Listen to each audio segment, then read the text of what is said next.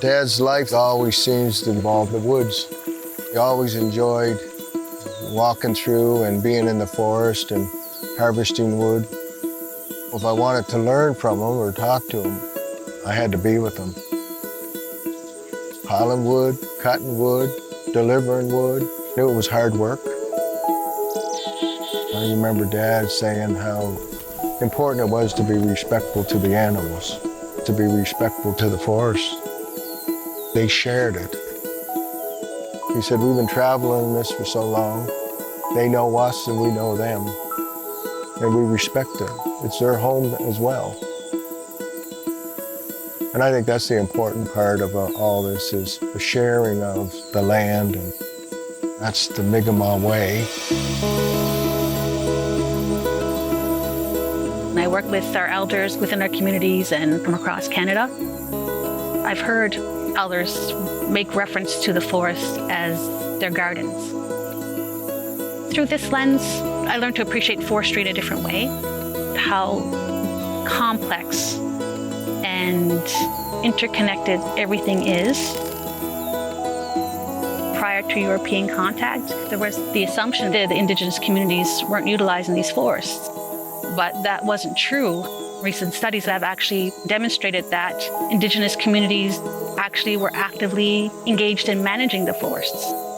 Those forests were more diverse and ecologically rich than other forests.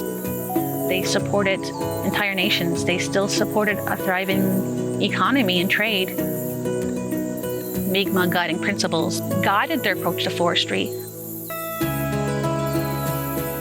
Nedigalim speaks to the ability for our communities to use the gifts of the Creator to help sustain and provide a thriving, healthy community without jeopardizing the ecological integrity of the land.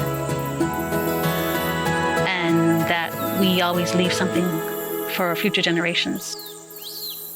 So how can we apply those kind of values and concepts in a modern day context for forestry for Nova Scotia?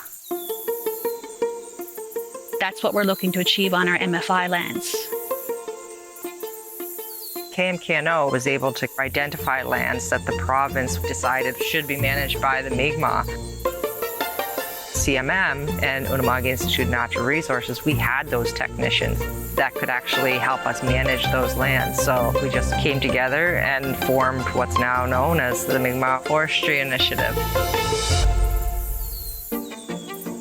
It's completely new because it's led by the Mi'kmaq of Nova Scotia.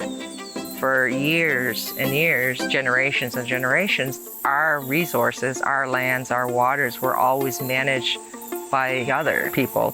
So this was a way of kind of bringing our people back into the fold, managing and being responsible for the lands that surround us. In order for us to share responsibility, we have to understand each other. We use two-eyed seeing, this bridging of two worldviews coming together and working together alongside each other.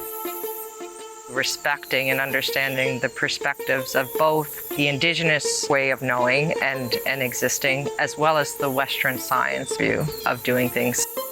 We need to create jobs, create projects, create revenue, but we have to, as Mi'kmaq, ensure we're not creating that revenue, building those economies at the cost of destroying our natural world.